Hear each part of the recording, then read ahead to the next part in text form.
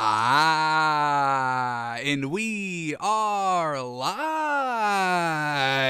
Welcome back to Takes by Fans. We got a great show for you today. As always, we are live every single day at noon Eastern. If you want to watch live, head over to takesbyfans.com/watch. If you want to watch but not live, head over to our YouTube channel, Takes by Fans. We post all of our shows and clips of the show there on a daily basis. And if you just want to listen, we are on podcasting apps, Spotify, Apple Podcasts, Google Podcasts, Radio. So however you want to watch or listen, we've got you covered multiple ways.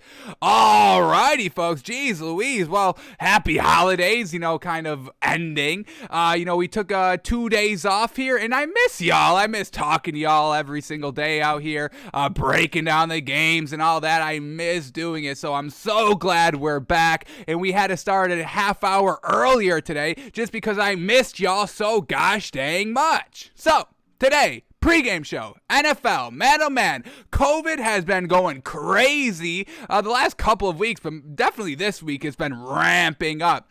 So we haven't been able to get to our official Week 16 picks because, all the COVID really. So we are going to make our official picks for today's game.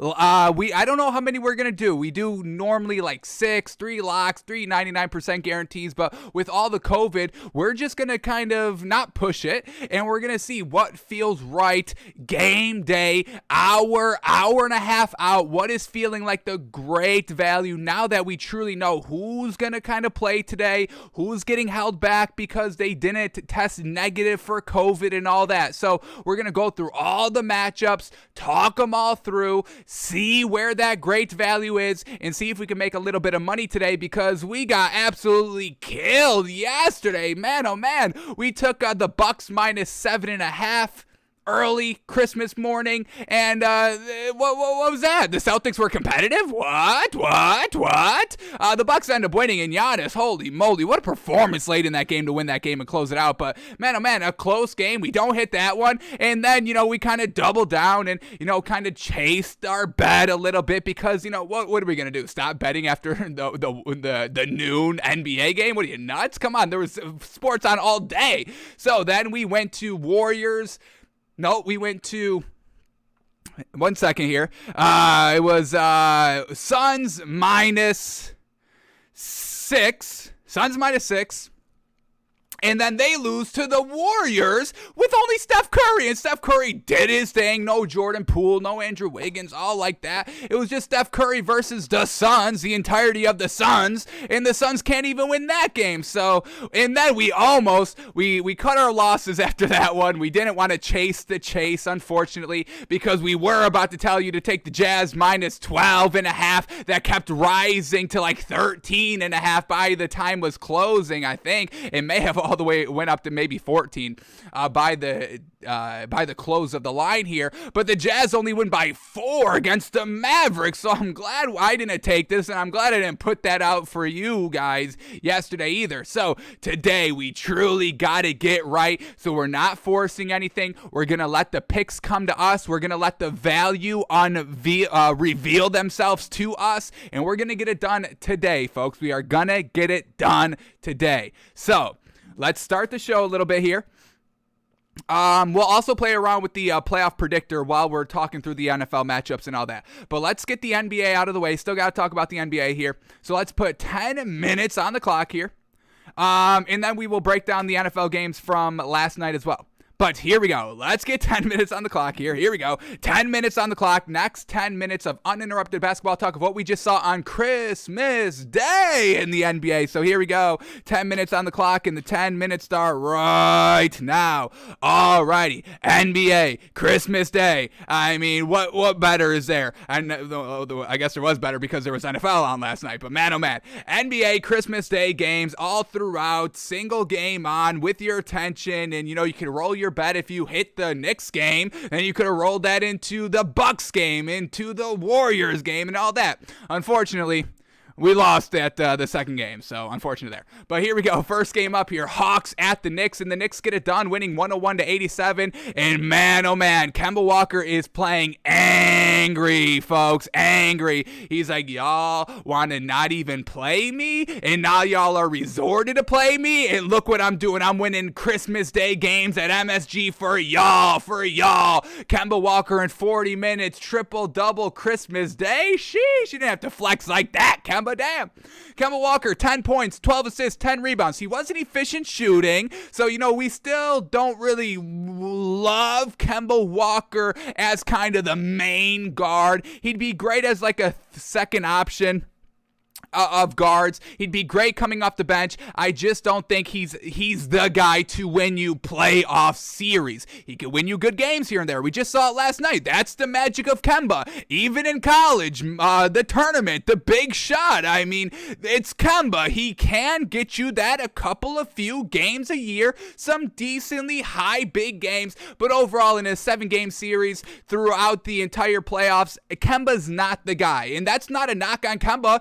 He's got to, I'd rather be good at one thing than not good at anything. So, give credit. We're still giving credit to Kemba here, folks. We're not 100% knocking him, but he showed out, and that's all you can do. When people disrespect you, you step up and show out and shut them up, and that's what Kemba's been doing over here the last 2-3 games. So big shout out to Kemba last night on Christmas Day, big time game.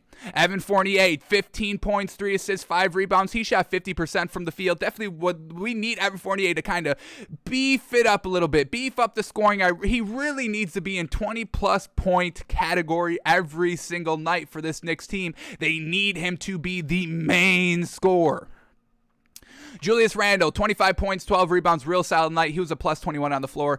Very well done. And then RJ Barrett, definitely need him to be better as well. 9 points on 1 of 8 from the 3. Sheesh, man, oh man, got to get better. But they did get some great bench contribution out here. Quentin Grimes, 15 big old points, 2 steals, 2 assists, 2 rebounds. I'll take all that. And then Obi Toppin, solid as heck as well. 13 points, 4 rebounds in only 13 minutes on 62% shooting. Absolutely, we will take that. So the Knicks get the big old win here. And then the Hawks, just still no Trae Young. Unfortunate out here. Bogdanovich, only 8 points, 2 of 8 from the 3. That's not going to get it done. Cam Reddish, 10 points on 1 of 8 from the 3. That's not going to get it done. Clint Capella, 6 points on 7 shots. What? Get that man more involved in the offense if you don't have, Trae Young out there. Let the man work down low. They didn't even let the man work down low. It's Clint Capella versus Mitchell Robinson and kind of Julius Randle. Come on, Clint Capella. Can you impose your will down there, please?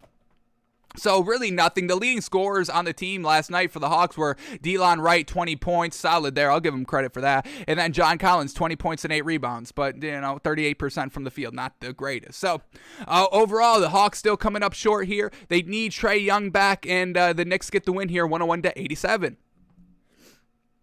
All right, next game up here, and I did not think this would be a close game at all. I thought this was just going to be a blowout from start to finish. That's why we love the Bucks -7, -7.5, whatever you locked it in at. But man, oh man, Giannis took it down to the wire, but then when the wire came, he's like, well, I got to flex a little bit. I'm the Greek freak. I got to get it done. And that's exactly what Giannis did at the end of the game. 2 big block, the dunk, all that. Very well done. Giannis, 36 points, 12 rebounds, 5 assists. Sheesh. Man, oh man, he's fantastic.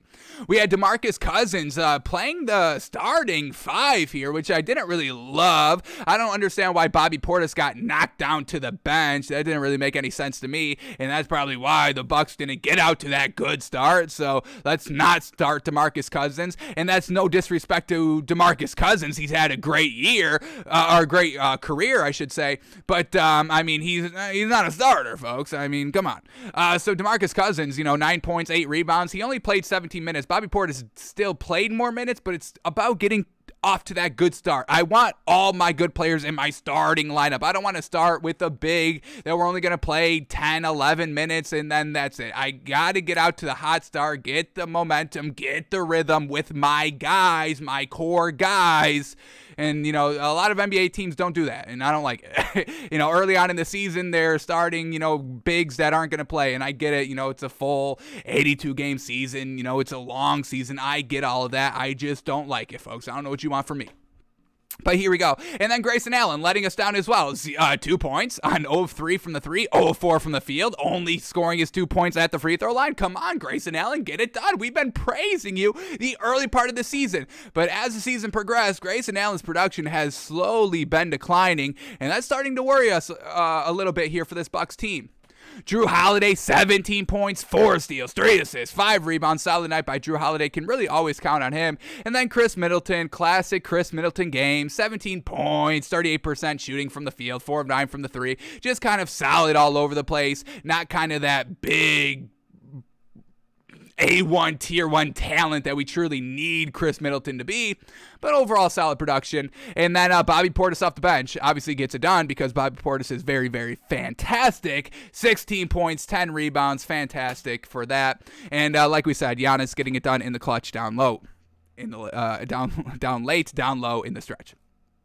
All right, and then the Celtics, man, oh man, Jaylen Brown, 25 points, 2 steals, 3 assists, 4 rebounds, solid night. He was getting it done early on in the game. That's why the Celtics were, basically winning throughout the entire game. I was kind of blown away by how the Celtics were playing, and that's the good thing. We want this Celtics team to be good. I like talking the Celtics. I just don't think this is the team this year, but they were competitive last night, so you got to give them credit. Jason Tatum, 25 points, 9 rebounds, 4 assists, 2 steals, 2 blocks, all that fantastic.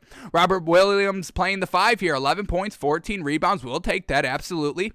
And then we had Marcus Smart at the 1, 19 points, 7 assists, very well done. And they only played 3 players off their bench because, all that COVID and stuff. That's why, once again, we love the Bucks, minus 7.5.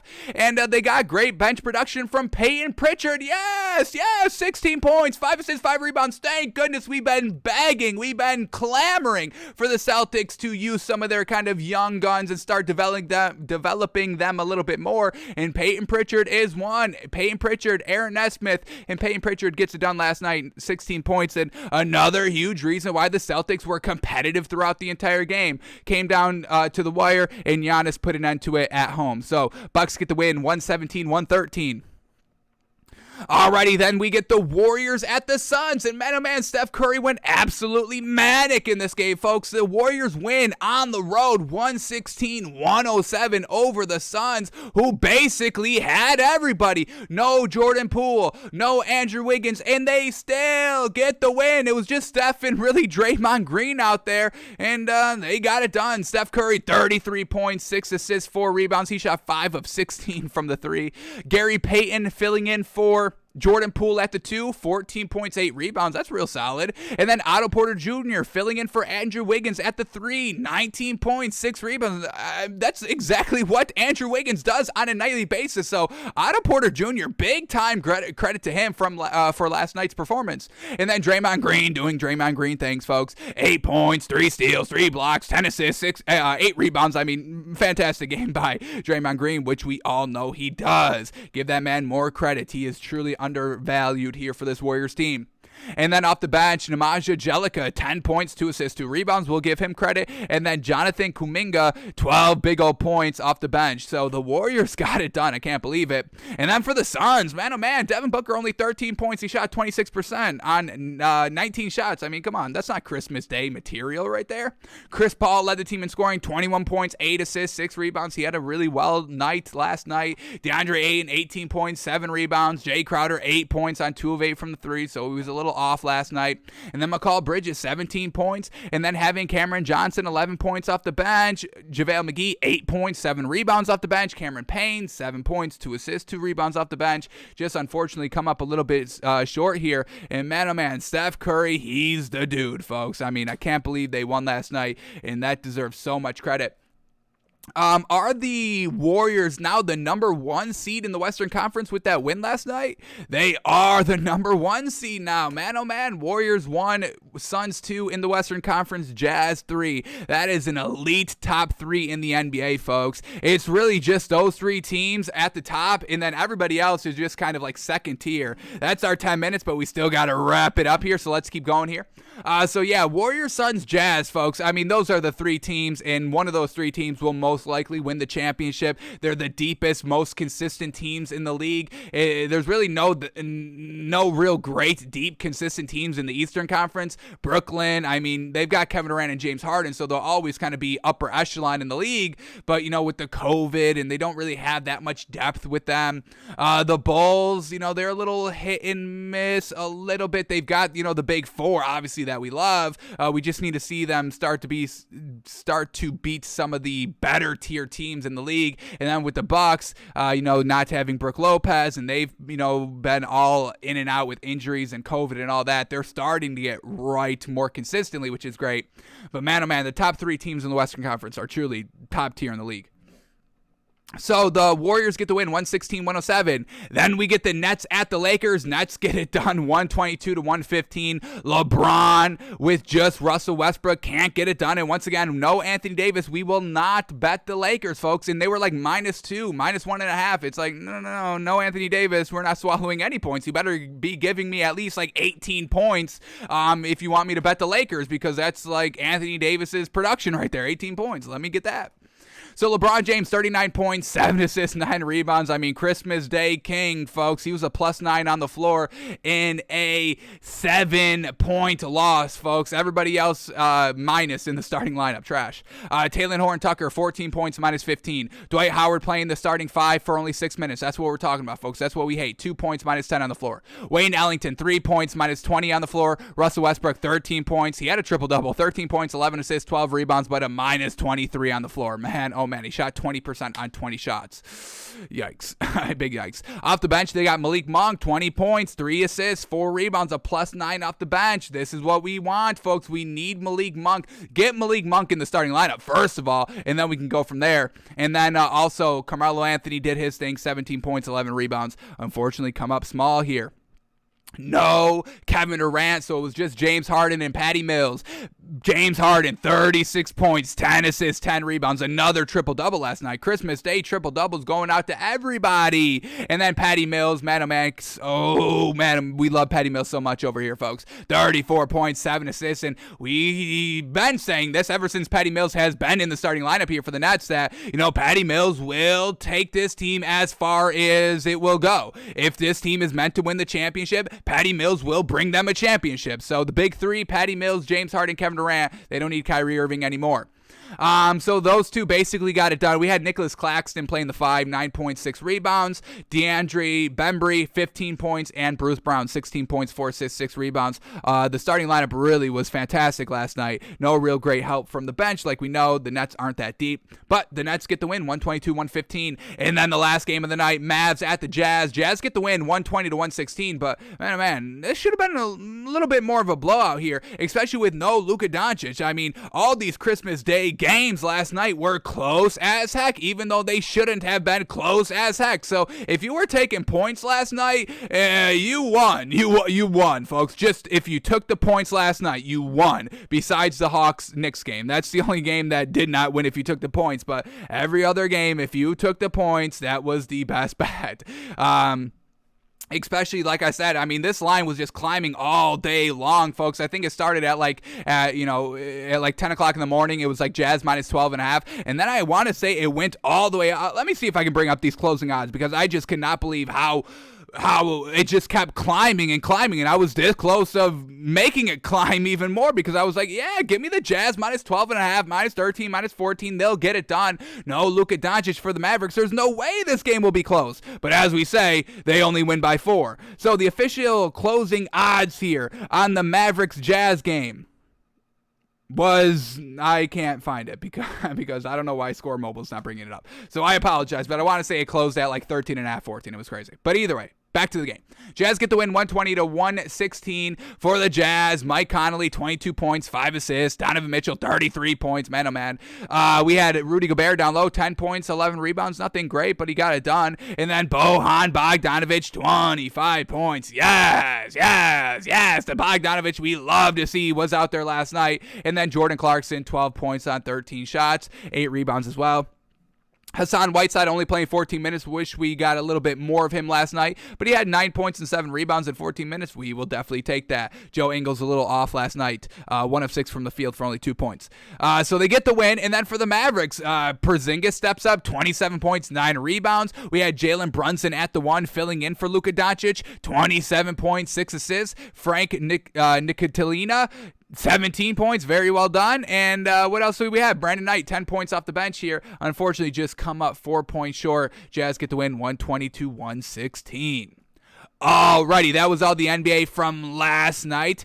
We are going to not talk about the NBA betting tonight because throughout today, because we're just going to be focusing in on the NFL for the last hour and 8 minutes out here, folks.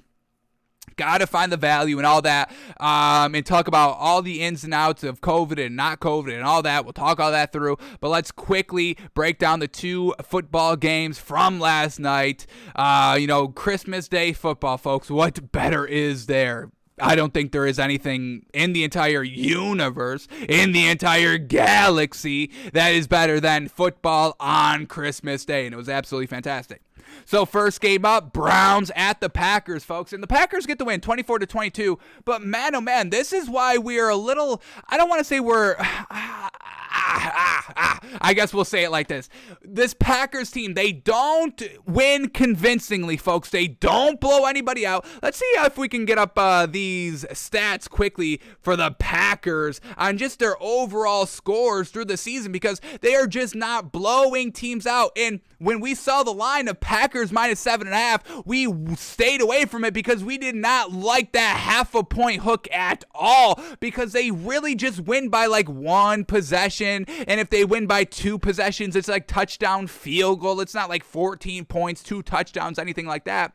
So this Packers team, they win games, which is great. They win games. That's what you got to do. You play to win the game. It doesn't matter if you blow them out, you win closely, you play to win the game. So winning the game is definitely, first and foremost. And this Packers team, they win games, and they are consistent as heck. They're 12-3 at this moment, folks, winning games, and so that's great. But we want just like one signature blowout win, one big win, maybe a big win, a close win, another big win, and then close win, medium win, maybe a loss, and then back to, a close win, a blowout win, something like that. But we've not gotten that by this Packers team. So, swallowing more than 1 possession, betting on this Packers team, stay away from that for the rest of the year, folks. You should have been staying away from that for like the last 6 weeks. This is why we really have not been betting the Packers. I don't think we bet the Packers. I want to say I don't think we bet the Packers at all this season. Maybe once, twice, max 3 times. But that's why we don't, because we're like, no, they win games close. So here we go. We're just going to rattle off the scores of their games here. Week 1 was off. Aaron Rodgers throws 2 picks. They get blown out 38-3. Next game, they do the blowing out, but it was against the Lions, 35-17. Then we get 30-28, 2-point win. 27-17, 2-possession win, touchdown field goal. 25-22, 3-point overtime win against the Bengals. They really shouldn't have won that game. Against the Bears, 24-14, 2-possession, but touchdown field goal. It's decently convincing. We're not, I'm not knocking the Packers for winning these close games, but I'm just saying they win closely all the time. They don't, come out from quarter 1 to quarter 4, blowing it out, touchdown, defense, and they win 50-10. They don't do that, folks. Let's keep it up here. 24-10 against Washington. Now that's a nice win right there. We love it. But then they're right back. Close wins. 24-21 against the Cardinals. They shouldn't have won that game either, really. AJ Green dropping the ball in the end zone. Perfect throw by Kyler Murray. Unfortunate. They lose against the Chiefs 13-7. That was Jordan Love's game. Then they beat the Seahawks 17-0. That was very big convincing. That if we're looking for like a big signature win right there, that's the game. That's the game, shutting out the Seahawks. But once again, they only put up 17 points. It's like, yeah, defense was great. Offense got it done. 17 points, it's 3 possessions. We'll give them that. But it's not big. It's not like eye-popping, like, whoa, wow, woo, guy. You know what I mean? Eye-popping out of your head. It's not that. But it's still good, folks. We're not knocking the Packers. Please do not take that away as our overall message, folks. We are just talking it through. Next matchup against the Vikings, they lose 34-31. And losing against the Vikings, folks, we should not be talking about the Packers for the rest of the year, but they're still very, very good. Now against the Rams, they win 36-28, one possession game. Against the Bears, they put up 45 points, but then they also gave up 30. It's like, yeah, the defense has been great. 15-point win, still good, but still you gave up 30 points a little bit. Still competitive all the way throughout. And we know that Bears game, that was, that second quarter scoring frenzy. Against the Ravens, they win by 1 point, 31-30. And then just last night, they beat the Browns 24-22. While Baker Mayfield is throwing four interceptions, and you still only win by 2 points. Aaron Rodgers, did you not learn from last season when Tom Brady threw 3 picks in an NFC Championship game that you must make them pay on turnovers and get it done, or they can come back and still win the game? Browns lost by 2 while throwing 4 interceptions. Aaron Rodgers threw 0 interceptions. This is a little alarming, folks. This is why we brought up the scores, because now it's a little alarming that we're going to see the same Packers that we have for the last 3 years getting to the NFC Championship game, losing. Getting to the NFC Championship game, losing. Getting home field in the NFC Championship game, still losing. Aaron Rodgers, greatest quarterback of all time. And folks, man, oh man, it is so hard not to call Aaron Rodgers the greatest of all time. It is truly hard, folks, because when you watch this man play, wow, folks, just wow. No other quarterback makes me go, wow, like Aaron Rodgers does, folks, because he just puts it on the money every single time, and it's beautiful. It's art, folks. It's art. That's what it is. It's art. It's pure perfection when he slings that ball. But he doesn't have the rings, and he doesn't have the Super Bowl appearances, and he doesn't have those big-time clutch wins. He against like upper echelon, playoff NFC Championship games. He is lacking that. Yes, he's got Hail Marys for the win. Congratulations. I think I saw a stat yesterday. Aaron Rodgers has, I believe it's 3 Hail Mary victories and only 3 pick sixes. So he has the same amount of pick sixes as Hail Mary game-winning walk-off touchdown passes. That's a little insane, I would say, on both fronts, for 3 Hail Mary passes and also only 3 pick sixes in his entire career. So either way you slice it, it's a great-ass stat. But once again, yes, great-ass stat, great-ass passing, but does not win when he needs to. A little alarming, folks. A little alarming, tad alarming.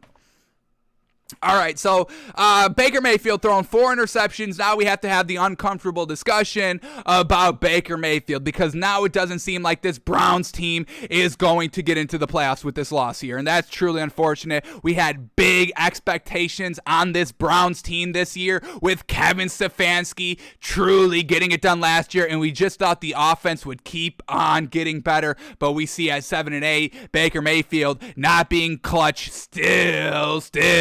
We were hoping the clutch ability got kind of better as this season progressed, because it was still trash last year, and that's really the only thing Baker Mayfield needed to work on was the clutch ability, especially with Kevin Stefanski scheming the offense perfectly to Baker Mayfield while having 2 great running backs. But then the injury bug, still Baker Mayfield's a little banged up, and then the whole OBJ saga here. It was just an overall not a great year for this Browns team, especially with Baker Mayfield kind of being injured like right from the get-go, not in his throwing muscles and limbs and all that, but on the other side, the other shoulder and all that. So Baker Mayfield a little banged up here, but I mean, you still got to get it done, and Baker Mayfield does not get it done. So I say, folks, I would say you got to move off of Baker Mayfield. Contract year. Kevin Stefanski, I'm still giving him the credit, folks. I still think I give Kevin Stefanski the credit here,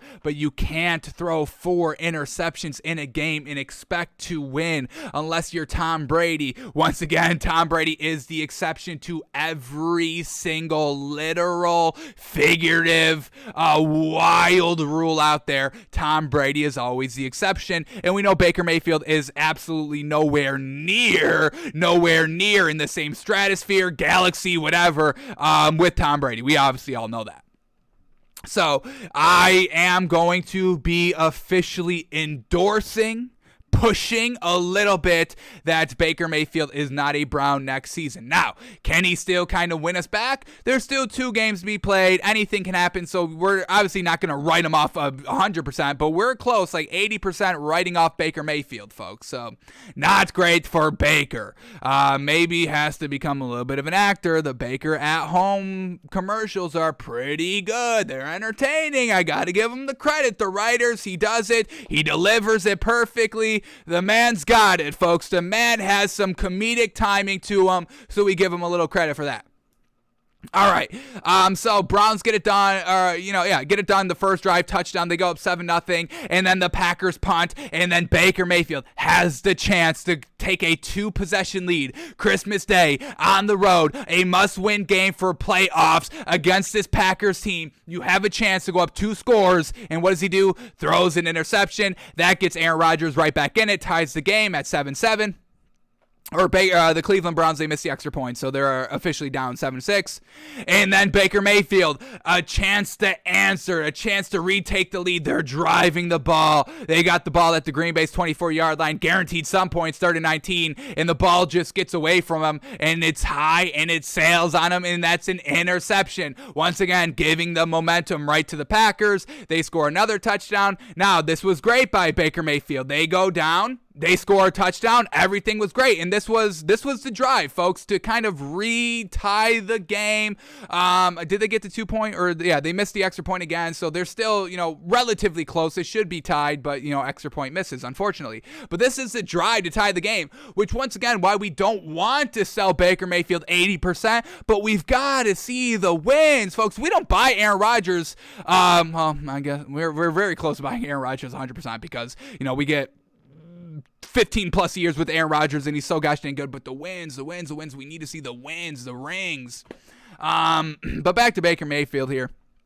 On this drive, they get a 17-yard run, but then the right back pass, an 11-yard pass, 24-yard pass, 3-yard run up the middle, 14-yard pass, and then Baker Mayfield on the 1-yard line, touchdown pass. So, Baker Mayfield still shows glimpses. That's why it's so hard to truly say give up 100% on Baker Mayfield. But then it comes down, are you winning? And it didn't win. It didn't win last year. It won, but it wasn't really Baker Mayfield. It was more Kevin Stefanski and the offense in totality. And now this year, Baker Mayfield needs to be the reason why they're winning, and they're not winning. So, it's tough, folks. It's tough. All right, so they go down, they score the touchdown. It's basically tied up. They're missing some extra points out here. The Packers punt. The Browns had that opportunity to take the lead again. He throws a pick, folks. And then Aaron Rodgers scores a touchdown right before halftime. So you've lost all momentum. He's turning over the ball way too much, and that's really the game. The Browns struggled to really score in the second half. They score a field goal. They score a touchdown, but then the interception to try, do something with the 2 minutes left. They go down, only need a field goal to win, and he can't even do that. So truly, Baker Mayfield, man, running out of time to do anything, and it's all on him, folks. It is on Baker. There's nobody else to make excuses. The only reason why we're not really bumping it up to 100% selling Baker Mayfield at the moment is because, these weapons, Jarvis Landry is good, but he's more of a gadget kind of slot guy. Crossing route guy, not really down the field. He's got some nice speed, but they don't really utilize it. And that's really it. So I'm giving Baker Mayfield a little bit of a pass because of the receiving core. But, at the same time, he did have OBJ, not scheming for him, not throwing to him, his attitude, all that. What was the big reason for his downfall in Cleveland? Was it all those factors? Was it one more than the other? So I don't really want to put that 100% on Baker Mayfield either. So that's why we're like 80%, folks. 80% selling Baker Mayfield. I think I'm comfortable with that number moving forward.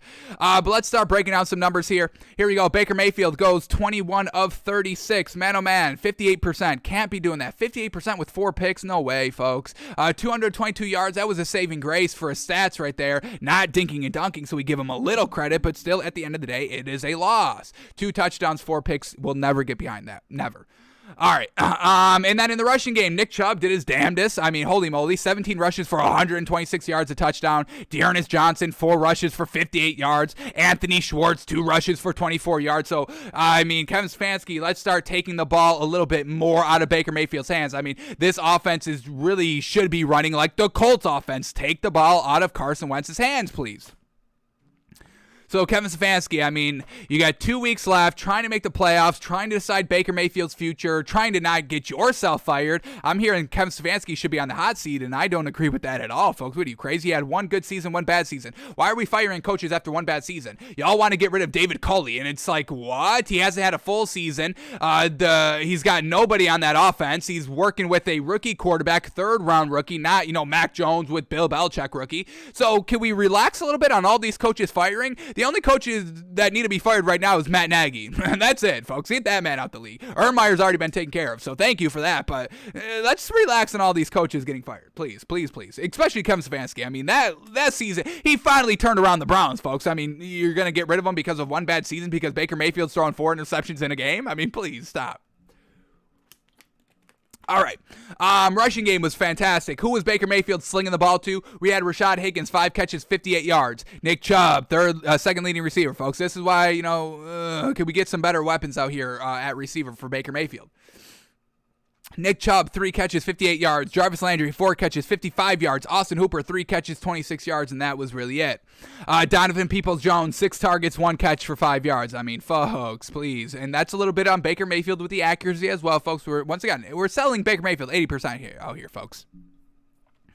All right, and then on Aaron Rodgers' side of the ball, he went 24 of 34 for 70% completion percentage, only 202 yards, a little bit of dink and dunk, some great throws, obviously, throughout the game to Davante Adams. Oh, my goodness, oh, my goodness, oh, my goodness. Those over-the-shoulder throws, folks, that Aaron Rodgers makes. One-on-one matchup, instantly sees it and instantly flings it. That's where we go. Wow, folks, truly. So 70% completion percentage by Aaron Rodgers, 202 yards, 3 touchdowns, no picks. Give that man credit right there, no picks. Aaron Jones, 12 rushes, 66 yards. A.J. Dillon, 9 rushes, 41 yards. Running back by committee is absolutely fantastic, like we know. And then who was Aaron Rodgers slinging the ball to? We had Davante Adams, leading receiver, 10 catches, 114 yards, 2 touchdowns. Fantastic. Allen Lazard, 2 catches, 45 yards, a touchdown. Aaron Jones, 5 catches, 21 yards. A.J. Dillon, 3 catches, 15 yards. So Allen Lazard, nice over-the-shoulder catch. Davante Adams, same thing. And that's really why the Packers won the game. So Packers get the win 24-22. And then we get these tweets right here. These stats tweets, whatever you want to call them. Here we go. Baker Mayfield now has the most interceptions thrown since 2018 with 54 picks. So once again, not getting it done. Throwing the interceptions, not being clutch, not winning the close games because you're turning over the ball last possession game-winning drives like we just saw last night. So once again, why we need to be selling Baker Mayfield a little bit more now. And it's unfortunate, folks. And then this stat right here on Matt LaFleur, man, oh man, give this man some mother-loving credit, folks. We truly have. We do talk about, Sean McVay being a great, coach and offensive mind and just a great spirit on a team. I love what I see from Sean McVay on a daily basis from him. After losses, during wins, during the game, after wins, during losses, all that. I love what I see from Sean McVay. But we truly have to start talking about Matt LaFleur and the upper echelon, next stratosphere of great coaches, folks. It's got to go Bill Belichick and maybe Matt LaFleur number 2. That's really what we've got to be truly discussing and really respecting Matt LaFleur when we all talk about him, like number 2 coach in the league, folks. Green Bay coach Matt LaFleur is the first head coach in NFL history with at least 12 wins, and they have to say at least 12 because we still got 2 more weeks here, and they're at 12 wins right now. So at least 12 wins in each of his 3 first seasons, folks. 12 wins in his first 3 seasons. Man, oh man. Now I know you've got Aaron Rodgers in his prime, experienced all that. Bill Belichick started in Cleveland, obviously not great, and then he goes to New England, and he has Tom Brady, and, they started to win really early. But give Matt LaFleur some mother-loving credit. Has never lost back-to-back games. I mean, that alone, folks. At least 12 wins in his first 3 seasons. So let's start putting a little bit more respect on Matt LaFleur's name collectively. And another reason why we need to see this Packers team get back to the Super Bowl. There's too much greatness on this team. Devontae Adams, Matt LaFleur, obviously Aaron Rodgers, A.J. Dillon, Aaron Jones. They've got the guys here. They've got the pieces. They got to stop coming up short every single year. Please, please. So Packers are looking absolutely fantastic. All right, and then the second game, the last game of the night, Colts at the Cardinals, and man, oh man, what the heck is going on with this Cardinals team, folks? Man, oh man, 3 straight drops, 3 straight losses on teams that you should not be losing to, the Lions, and teams that you cannot afford to be losing, the Rams and the Colts. So this Cardinals team must get it together, folks. And, we're filling out this contender-pretender chart for the final 3 weeks of the season. And I don't know if I could put this Cardinals team in Super Bowl contender category. Now, I know they haven't had DeAndre Hopkins, but, that's the man that's making or breaking your team. I get it. That's fine for a wide receiver to truly make or break your team, especially an A1, Tier 1, DeAndre Hopkins, absolutely fantastic, flawless receiver. I get it. But, man, oh, man, you've got to win these games, man. So I am officially going to put this Cardinals team under playoff contenders. That's really all they are at the current moment, and they are very close to slipping into playoff pretender. I will tell y'all that. They're nowhere close to Super Bowl contenders. The 3 teams so far that we have at Super Bowl contender category are Rams, Eagles, and the Colts. And yes, sir, those Eagles, folks. Yes, sir, those Eagles. Don't test me. We're going to talk about the Eagles later today. And in the playoff contender category, where we just put the Cardinals, we have the Cowboys and the Saints. So, okay, you want to be, with the Cowboys and the Saints, or the Rams and the Colts, folks, and the Eagles. I know y'all don't like the Eagles, so I didn't say the Eagles, so I just said Rams and Colts, but Eagles as well, folks. Respect the Eagles. We'll tell you to respect the Eagles a little bit later in the show when we break down the matchup and all that. Nick Sirianni, running game, Jalen Hurts. Those are the cliff notes that you need to know.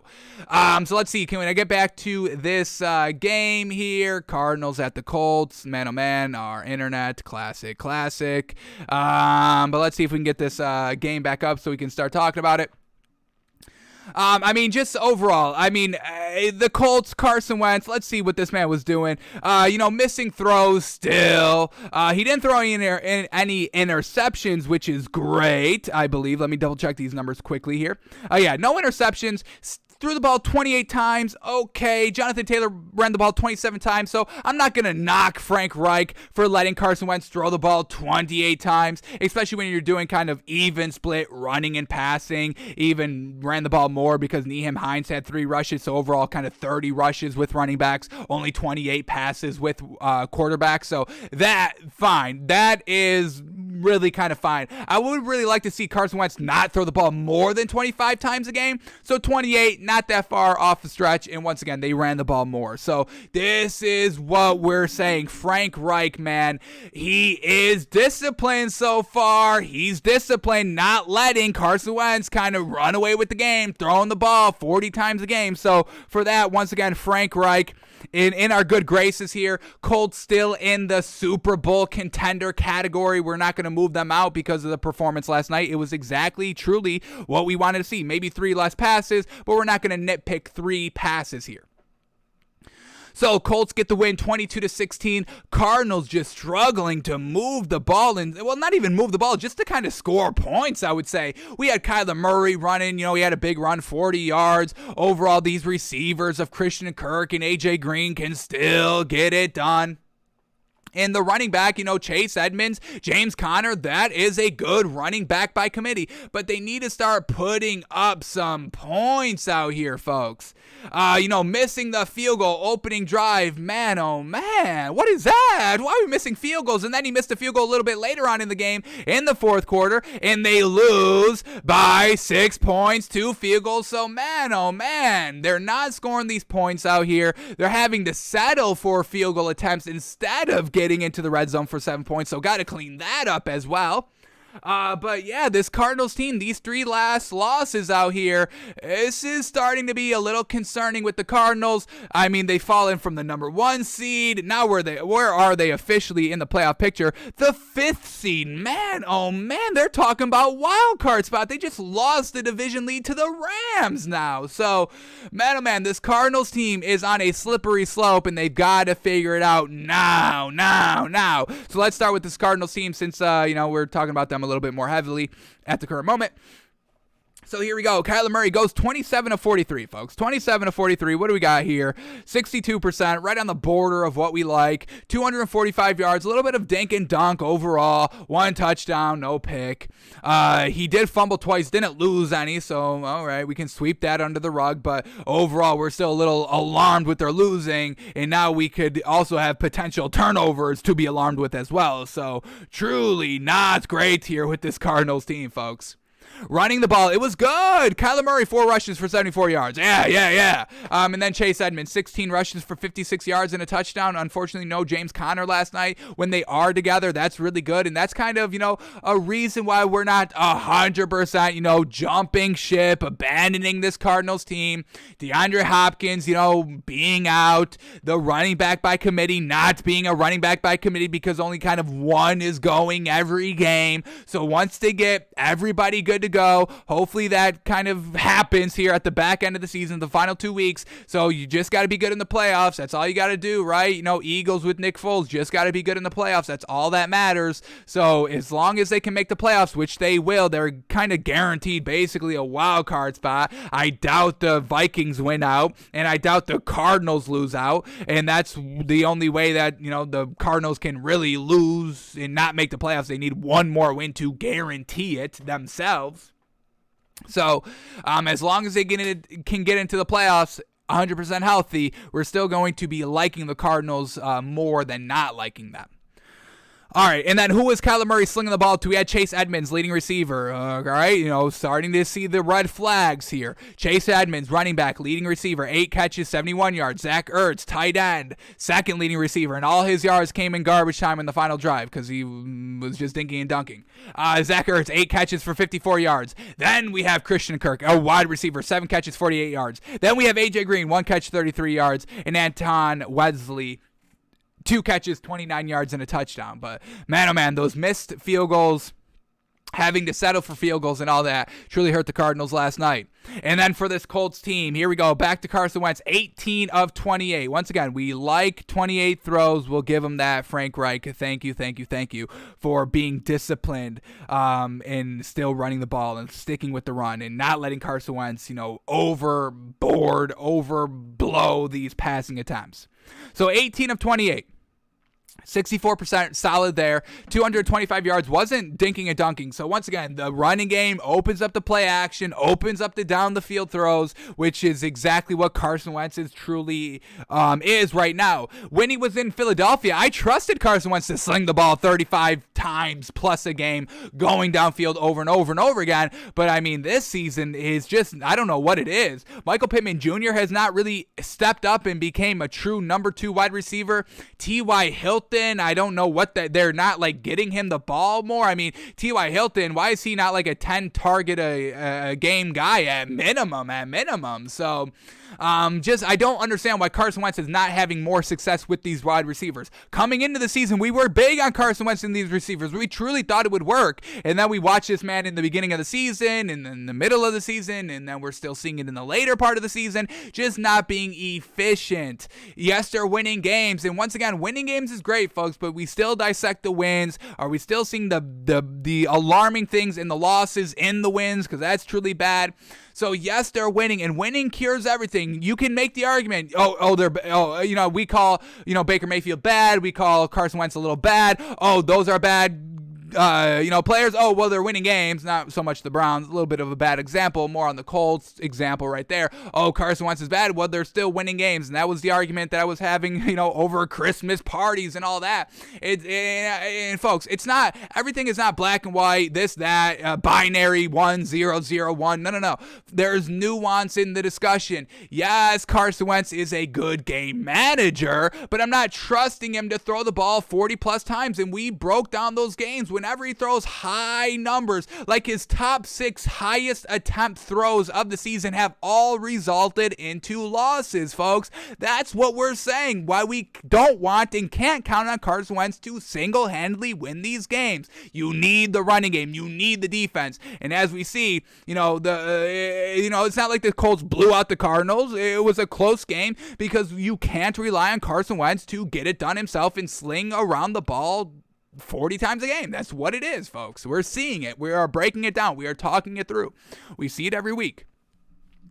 All right, so here we go. Carson Wentz, 18 of 28. What do we say? 64? Was that right? 64%, 225 yards, 2 touchdowns, no picks. Fantastic. No fumbles. Fantastic. All that great by Carson Wentz. Game manager stuff. And then for the running game, Jonathan Taylor, 27 rushes, 108 yards. Nyheim Hines getting 3 rushes for only 11 yards. And then Carson Wentz took off two times for 4 yards. Okay. All right, and then in the receiving game, who was Carson Wentz slinging the ball to? We had Michael Pittman Jr., 8 catches for 82 yards. T.Y. Hilton, 4 catches, 51 yards and a touchdown. Mo Alley Cox, 2 catches, 42 yards. Ashton Doolin, 1 catch, 23 yards. And Desmond Patman, 1 catch, 14 yards and a touchdown. So the Colts get the win, 22-16. Colts, man, as long as everything is clicking, the defense is fantastic, the offensive line is fantastic, and the offensive line was all out last night, and they still got it done. Another big credit to Frank Reich for getting the offense good together. It's just like Carson Wentz is the worst of this team, and that's not it's not like a big knock because Frank Reich is great, Jonathan Taylor is great, the offensive line is great, the defense is great, and Carson Wentz is just good. That's all it is.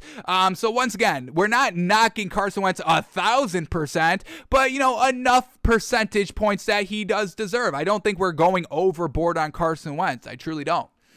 So Colts get the win, 22-16, alarming with this Cardinals team, and this Colts team is starting to get it right. So we got to give them credit. All right, that is all the NFL from yesterday, so now we can start talking about what is going to happen today, and where are these good bets, and who's going to be in the playoff picture by the time today is over, and by the time Monday is over. Who's going to be in the playoffs heading into Week 17? Man, oh man. But first, let's talk about some ins and outs quickly. Let's run through these stories. Here we go. Players out today due to COVID. Why we are waiting till today to make our official picks because of all the COVID. So here we go. Travis Kelce out. Austin Eckler out. Delvin Cook out. Mike Williams out. Joey Bosa out. Jared Goff out. So the Lions, I don't know. Maybe the Lions will be good. I don't know. We'll see what that line is. Do we believe in the backup quarterback of the Lions over Jared Goff? Maybe. Tyler Huntley out, and Lamar Jackson's not playing, so third-string Ravens quarterback, I think we'll take the other team. Brandon Cooks out, Cole Beasley out, Gabriel Davis out, Andrew Whitworth out. Oh, no, this one. Oh, no. Ramondre Stevenson out. No, for the Patriots against the Bills. Oh, man, no Ramondre Stevenson today. No Josh Allen. Oh, no, Bills fans, what are we doing? Oh, it's not the Bills. It's the Jags. Edge rusher, Josh Allen. No Josh Allen. No Laviska Shenault Jr., so what is going to happen with the Jags? No Akeem Hicks and no Harrison Butker, all because of COVID-19. What we do have back today, though, is Kadarius Toney for the Giants. We'll see if he can get it done. And these are the backup quarterbacks playing this week because of COVID and injuries and all that. And these could be some values that we should be taking today. But, they'll probably be very big because Vegas obviously is not going to let us escape with any great value. I doubt it. But we can still see.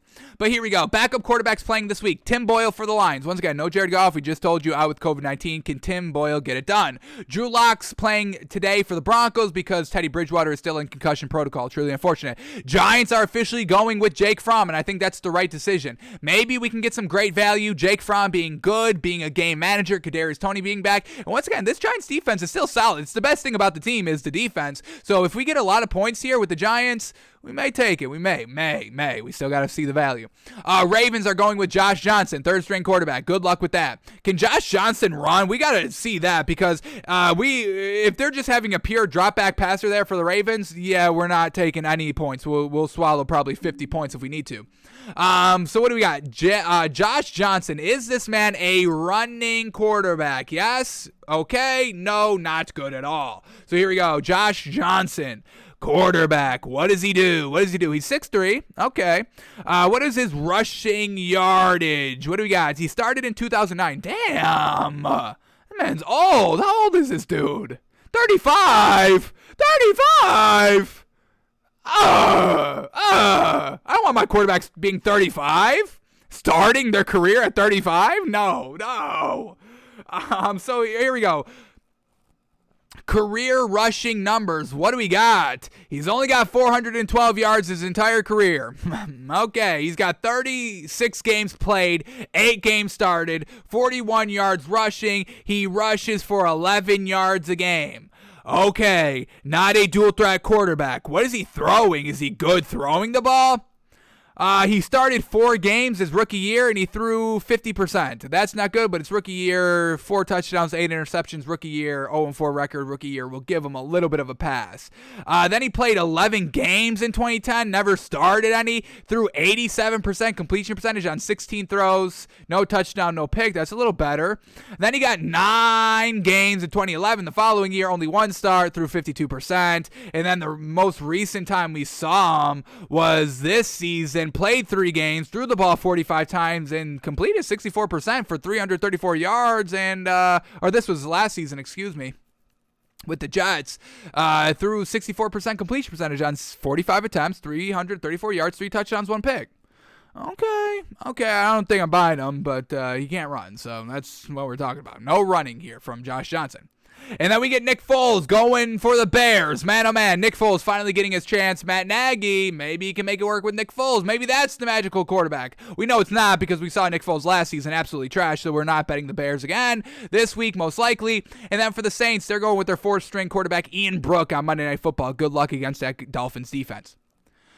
We get Cam Akers returning this season after an Achilles injury early on this season. Not playing today, but could still maybe go in the postseason. I doubt he plays the next 2 games either because the Rams have truly wrapped up a playoff spot. So expect Cam Akers to be a factor in the playoffs. That's going to be crazy. And then the last thing quickly here to touch on, the Giants plan to bring back Joe Judge and Daniel Jones in 2022. I think Joe Judge has to go. Daniel Jones, I would start fresh as well. He just has not really seemed to take any step. And, once again, Freddie Kitchens, not going to get it done. Jason Garrett didn't get it done with them, but Joe Judge hired those people, so get him out. So I don't like sticking with all these players. I think the Giants need another rebuild from everybody, top down, general manager, every coach, get him out of there. Maybe you keep Daniel Jones. Daniel Jones would be the only person I think about keeping, and that's just to compete for another quarterback I draft this year. So we'll see what happens here, but this is kind of what we're getting here. End of the season, Giants aren't making the playoffs here, and now we're starting to get towards, who's in and out, coaching, all that off-season news. Alrighty, now that we've got a little bit caught up to date here on the show, let's start finding where the value is, talking through these matchups here, and seeing if we can make a little bit of money this week. Once again, we are not going to be beholden to our classic 6 picks. We are letting the value come to us, and we are going to try and make a little bit of money today because we've got our butts kicked a little bit on Christmas. It was supposed to be a good day. Merry, cheerful, Santa, come on. You can't give us a little extra kind of Christmas magic on our picks yesterday? Damn. But maybe somebody else had their Christmas magic, maybe they had to, take away our Christmas magic to give Christmas magic to, those maybe less fortunate, maybe more fortunate. I don't know who y'all are. If you hit last night, let me know. All right, so here we go. Play NFL Week 16. What do we got in the next half hour, folks? We are a half hour away from kickoff. So here we go. First matchup up here. Lions at the Falcons. Now, we don't like betting the Falcons, but this Lions team with their backup quarterback, right? Let's see. Is Cordell Patterson good to go for the Falcons? Because if he's not, we're truly going to probably stay away from this game. So let's quickly see who we got ins and out here for this Falcons team. What do we got? Calvin Ridley still not playing, but Cordell Patterson is all good to go here. So Falcons are looking very healthy today. With the Lions, they've got no Jared Goff. So can we believe in who's up?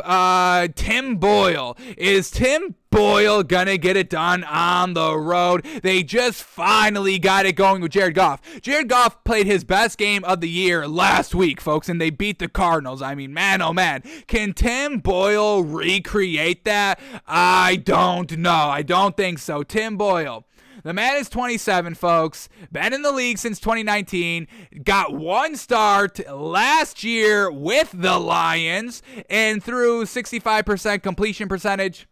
77 yards, no touchdown, 2 picks. So 2 picks in your one start, no touchdown, and not even 100 yards? Yeah, no thank you. And this Lions team, they don't have anybody. They got a good tight end. Now, that could help Tim Boyle throwing to TJ Hawkinson. He's really good.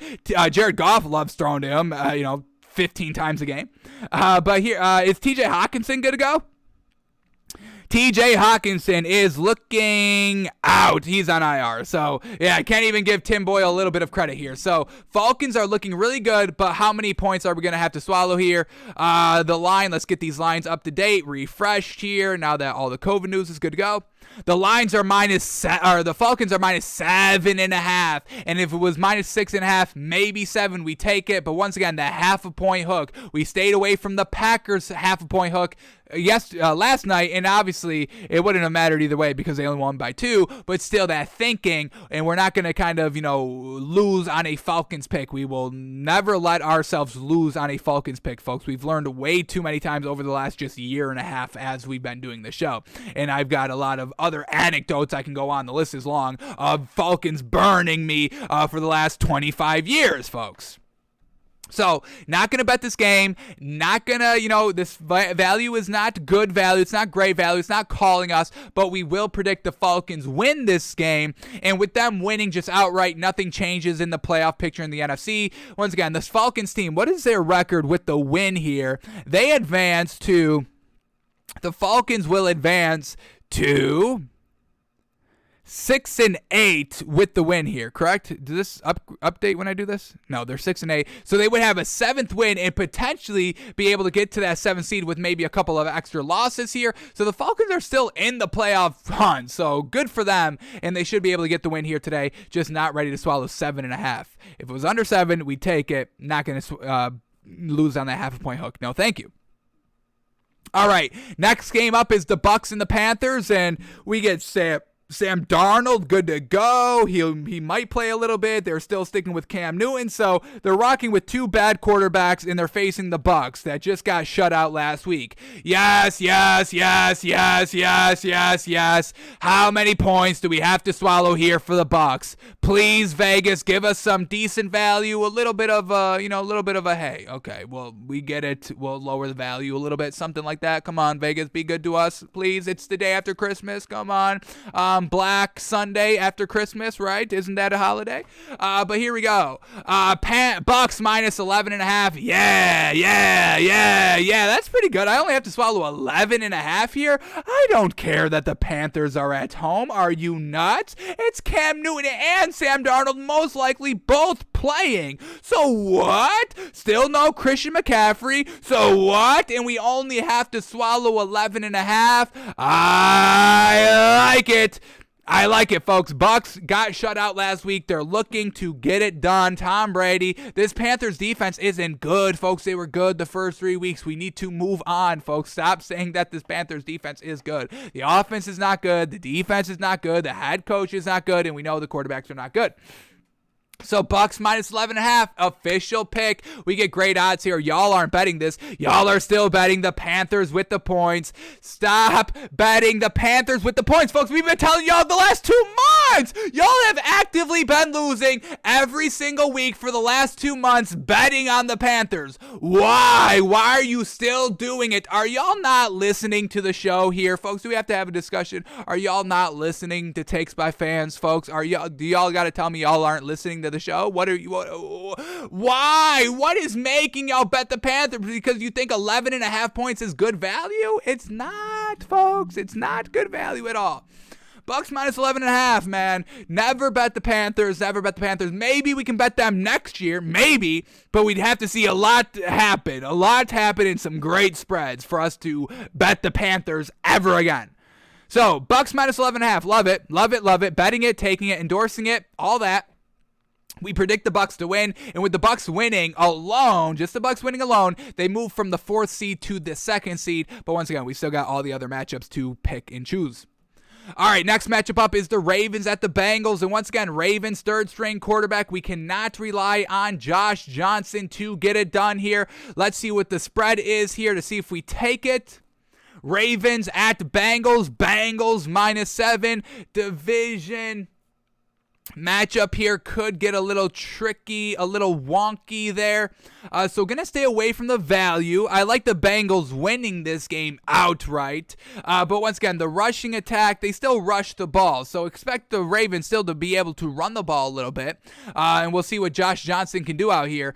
Don't want to swallow 7 big old points there, but we will predict that the Bengals win this game, and they will have the 4th seed with just the win. All right, then we get the Chargers at the Texans. Davis Mills looking pretty solid out here the last couple of games. He's played his best football these last 2 weeks, so we give them a little credit. We get no Joey Bosa out here and no Mike Williams for the Chargers. So we know Mike Williams and Keenan Allen are Justin Herbert's top receivers every single game. So the passing game is going to come down a little bit.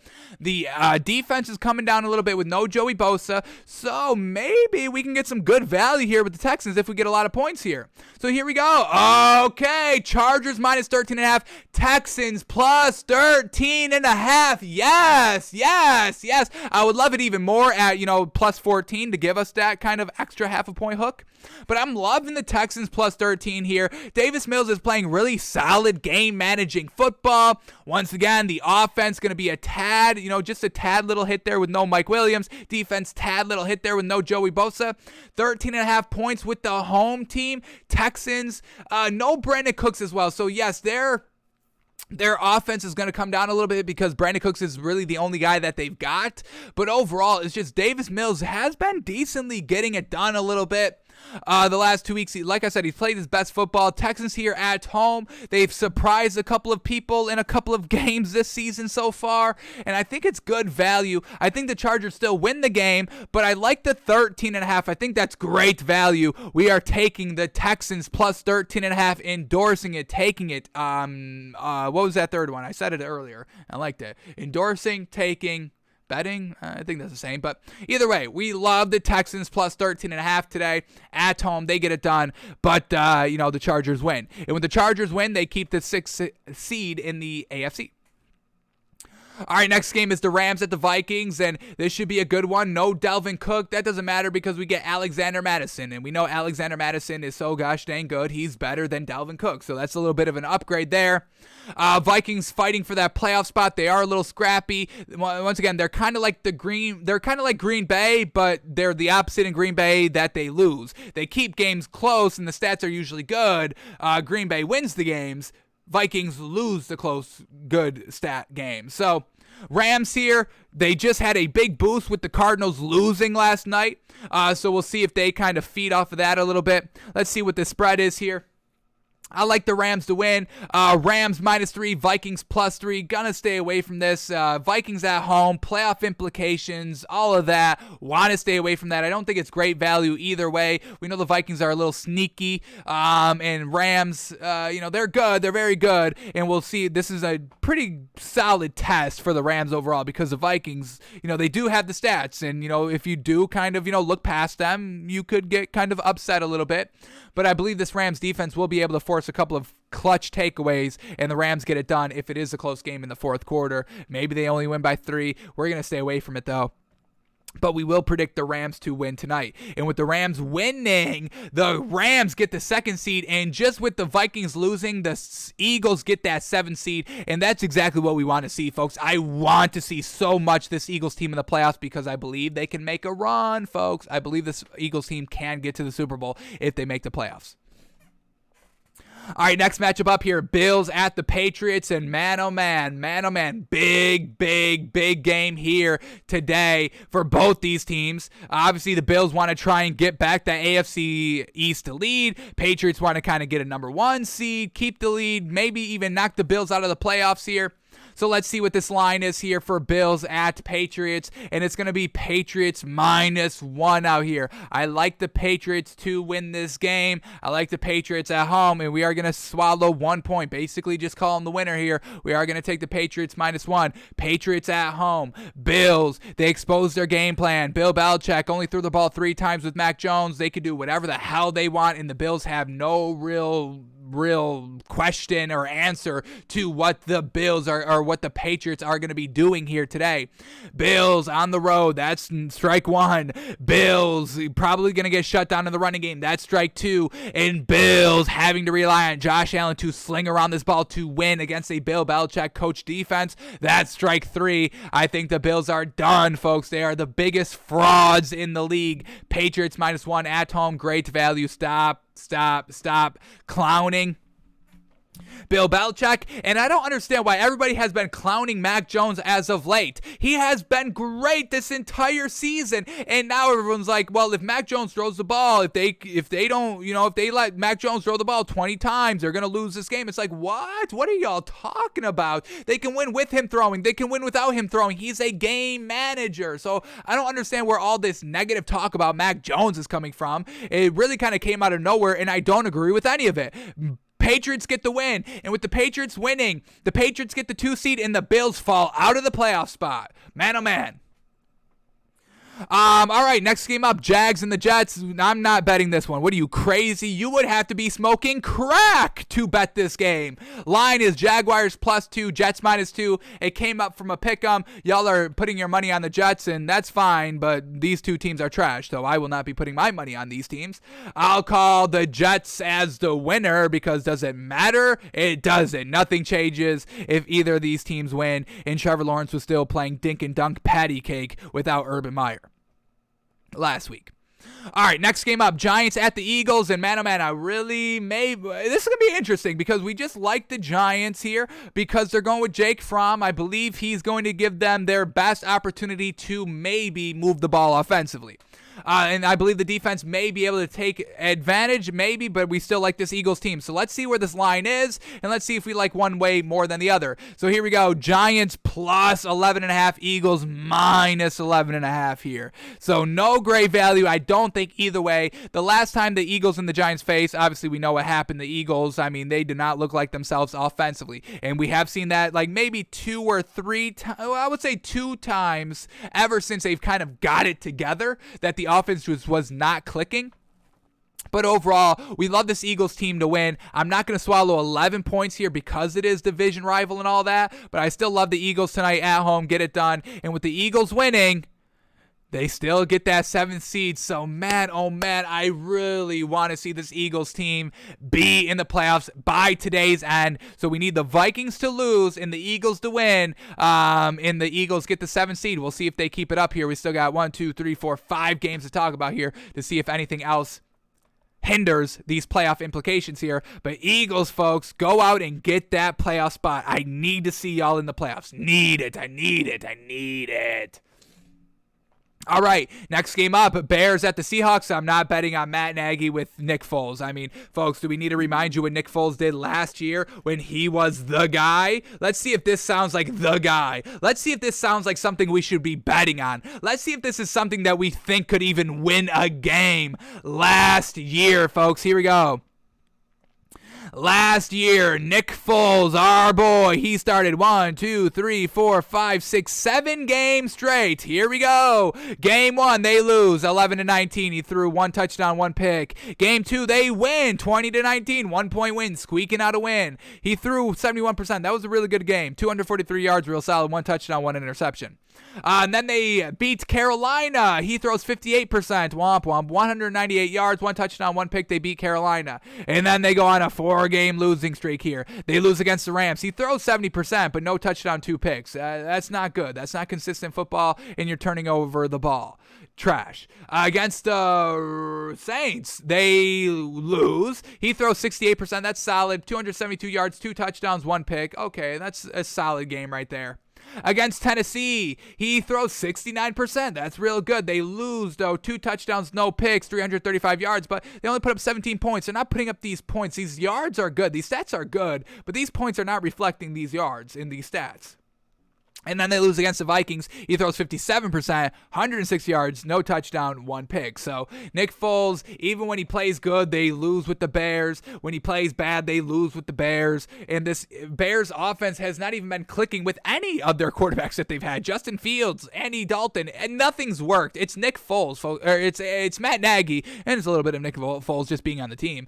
But yeah, it's just Matt Nagy being a garbage coach. So of course we are not betting. And no, y'all are betting down our Texans bet. Damn. Now it's Texans plus 12.5 instead of 13.5. Damn y'all. Thank y'all for listening, but damn y'all. Taking away the value from me. I can't log in to make these bets yet because we are still live. So y'all gotta stop betting the Texans. Jeez, dang. Save the value for me. But yeah, we're obviously not betting the Bears here, and we're not gonna swallow 7 with the Seahawks because this Seahawks team has not been good offensively. So Bears plus 7, Seahawks minus 7, no good value either way. We'll choose the Seahawks to win the game, and with them winning the game, nothing changes in the playoffs. All right, then we get the Steelers at the Chiefs, and this Steelers team is trash offensively. We might be able to get some good value. With Travis Kelce being out for the Chiefs because of COVID, that's going to be big offensively, and Vegas may take that into consideration, giving us some good value. So here we go. Steelers at the Chiefs. The Chiefs. Steelers at the Chiefs. We get Steelers plus 10, Chiefs minus 10. Gotta stay away from this one. We're talking 2 possessions here. I believe this Chiefs defense can absolutely obliterate the Steelers offense, but we'll see what this Chiefs team can do offensively with no Travis Kelce. We know Travis Kelce is like the number 2 to this offense, or even kind of the number 1 to this offense. Tyreek Hill, the other number 1, number 2, whatever you want to rank them at. So going to stay away from taking the spread here, but we will predict the Chiefs to win. And with them winning, the Chiefs get the 1 seed, and the Bills are back in the playoffs at the 7th seed because the Steelers lost as well. So the Bills can still be in the playoffs with a loss here. We'll see if that can stick with the remaining 3 games to talk about. Here we go. We get the Broncos at the Raiders. Now we know Drew Lock is playing here with the Broncos, so we should expect up and down the entire game. Touchdown, interception, touchdown, fumble, touchdown, and maybe a close game overall.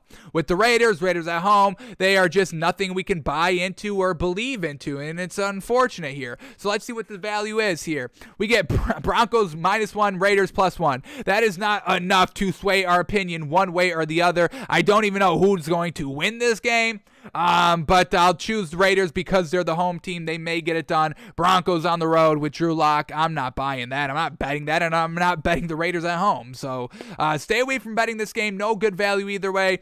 If the Raiders win, the Raiders get the 7th seed with the Steelers and Bills losing. If the Broncos win, the Bills are still in the playoffs at the 7th seed. So big playoff implications here with just the winner alone. We'll say the Raiders win.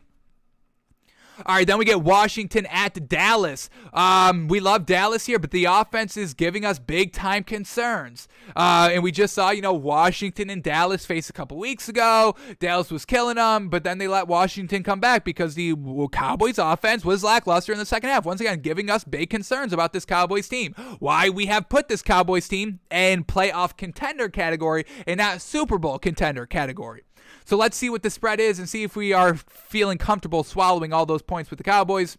We get Washington +9, Cowboys -9, and I'm not going to swallow more than one possession with this little bit of lackluster Cowboys offense. We need to see it get going before we start betting it again, especially swallowing 9 points. No, thank you. We choose the Cowboys to win, and with the Cowboys winning, they get up to the 2 seed. Wow, Cowboys could be the 2 seed at today's end. How crazy would that be? And then the last game of the week, the Monday night game, Dolphins at the Saints. Saints going with their 4th-string quarterback. So please, Vegas, don't disrespect the Dolphins by just making it Dolphins -3, Dolphins -4. This should be Dolphins -10, folks. So here we go. Dolphins at the Saints, and there it is. Dolphins -3, great value at +105. Y'all are still betting the Saints. That is absolutely disrespectful as heck, folks. Absolutely disrespectful. Dolphins only being -3. I think it was Dolphins. What did this start at? Did this start at Dolphins +2, and that was disrespectful? I can't even say the word. I'm so burnt out of saying disrespectful because we say it so much every single day, every single week, because Vegas is just naturally disrespectful as heck. So what did this line start at, folks? It started at Dolphins +3, and now it's only Dolphins -2.5. This has started as disrespect. Y'all have bet it down to still being disrespect, and now it is still disrespectful at -3 because it is at +105, telling us that y'all are betting the Saints -3. So this line is probably going to change maybe to Dolphins -2.5, but I'll take the good value of Dolphins -3 at +105 here, folks. Absolutely. So, Dolphins win, Monday Night Football, on the road, all that. I'm not trusting this Saints offense with a 4th-string quarterback. What? So, Dolphins get the win, and with the Dolphins winning, they can't quite yet get into that playoff wild card spot just quite yet. They still need a little bit of help, and they need to win out for the next 2 weeks, but they are making their case, and they definitely need to win on Monday to keep that case going. I'm liking these bets here, folks. We've got 4 picks official this week. Official 4 picks. No more official 6 picks this week. Our official 4 picks for today, up to the minute. We are 9 minutes away from kickoff, folks. We are betting up to the minute this week because of all the COVID craziness going on. So our official picks endorsements of the week are Bucks -11.5. Texans +12.5 because y'all screwed me on a point value. Better hope that doesn't come back to bite me or I'm coming after y'all and y'all are going to owe me the money. We love the Patriots -1 and the Dolphins -3. Nice little 4-teamer +13.94. You bet $100, you're winning 14 grand. Holy moly, fantastic! You didn't get $100 in your stocking. Santa didn't drop a $100 bill down the chimney. Bet your $100 that you got for Christmas or whatever holiday you celebrate. Bet it. Win $1,400 with us, folks. It's going to be a great, great after Christmas present to you. Merry Christmas to y'all. A little bit late, a day late, but it's not going to be a dollar short, folks. Bucks -11.5, Texans +12.5, Patriots -1, Dolphins -3. 4-teamer parlay for your Christmas, for your end of your Christmas. How about that? Alrighty, 8 minutes left. Can we get something? Can we do a little prop bet here? Points by team in the first half, our favorite prop bet to do. Let's do a little that. What do we like here? Which team can we rely on to score the ball quickly in the first half and maybe plentiful while also getting good value on the line? So let's see here. Cowboys, Washington. Cowboys. Okay, this could be it. This is a night game. So let's try to do something in the 1:00 window. Can we do a little something in the 1:00 window? Let's do that. Vikings offense. Not going to rely on that. Eagles offense. This could be good. Eagles offense. What can we rely on? Jake Fromm throws an interception, fumbles the ball in the first half, sets up easy field position for the Falcons. If it's anything under 13.5, we will take it. Let's see what we get. Points by a team in the first half, our favorite prop bet to do. We cashed in at almost 100% hit rate, folks. It's very, very close. So here we go. Eagles, points by a team in the first half, and it's over 13.5 points, 2 touchdowns. It's a little, because we do know this Eagles team does still, set up for field goals some of the time. Not all the time. Some of the time. I don't want to go most of the time. I'm going some of the time. So over 13.5. It is at our max value. We don't take anything over this number right here. Let's quickly see what else we get. We're going to kind of take this one, maybe endorse it if we find nothing else quickly. We are kind of running out of time. Can we double down on the Texans? You think that's smart to double down? Oh, let's go with this Falcons. What can we do with this Falcons? Maybe we get good value here. Maybe it's at like 10.5, 10. And I will definitely take that because the Lions are going with the second string quarterback, turnover, all that, setting up the Falcons, easy field goal or easy scoring field position. Falcons at home. Falcons trying to stay in that relevant in the playoff picture. So here we go. Points by team in the first half is over 13.5. So Vegas, they're not giving us the value that we want. Dang it. They are smelling out the value. They know it, folks. They know it. We know the value as well. That's why we're not getting the good value. All right, last game. Can we double down on the Texans? Can we double down on the Texans plus 12.5 and 8 points by team in the first half here? So here we go. This will be the last ones we look at, and if not, we will take the Eagles over 13.5. So here we go. Texans, points by team in the first half. Yes, yes, yes. Over 7.5. Touchdown, field goal. Give it to me. Give it to me. And we're also going to stick with the Eagles as well. So we're going to go with 2, folks, here. I think this is good value. Points by team in the first half. Texans over 7.5. We're doubling down on the Texans today, and we're also taking the Eagles over 13.5. We're relying on that Eagles defense and Jalen Hurts in the running game to get it done. So officially, we've got 4 official picks and then 2 prop bets. So 6 official picks altogether. So we are still going 6 picks of the week, folks. Here we go. Official, endorsed, counting against us, betting actual money on these. Here we go. We got Bucks minus 11.5, Texans plus 12.5, Patriots minus 1, Dolphins minus 3, Eagles over 13.5 points in the first half, and Texans over 7.5 points in the first half, folks. 6 official picks for today's action.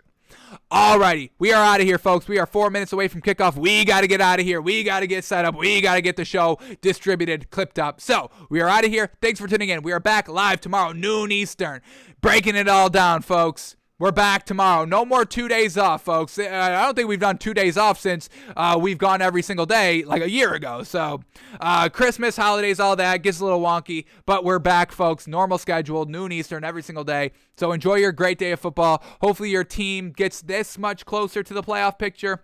Enjoy your day, folks. Make a little bit of money. And once again, happy holidays.